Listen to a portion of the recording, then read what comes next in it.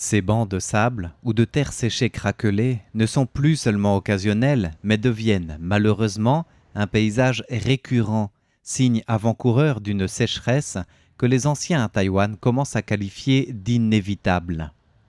Il est vrai que la situation pluviométrique fait que la moitié sud de l'île n'a jamais connu de réserve aussi basse en eau depuis 30 ans pour un début de mois de mars.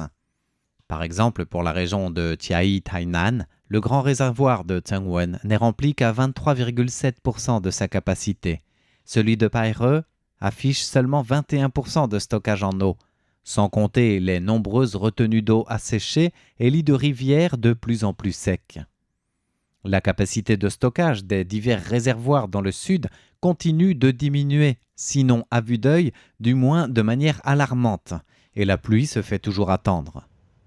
D'ailleurs, depuis ce 1er mars, le gouvernement a établi un centre d'observation d'urgence sécheresse, une première en 8 ans. L'heure n'est pas encore à la crise et les différentes sources d'eau du sud sont en passe d'être reliées pour que les régions souffrant de pénurie soient alimentées par les zones moins touchées, entre Tainan, Pingtung, Kaohsiung. Cela dit, des mesures de rationnement pourraient aussi arriver très bientôt, sans compter le vent de panique qui, en plus de cette pénurie en eau, s'inquiète de l'impact sur les prix à la consommation puisque l'inflation est déjà à des niveaux très élevés. Là encore, le gouvernement, par le ministère de l'économie notamment, surveille la situation pour tenter d'agir en amont et protéger les droits des consommateurs.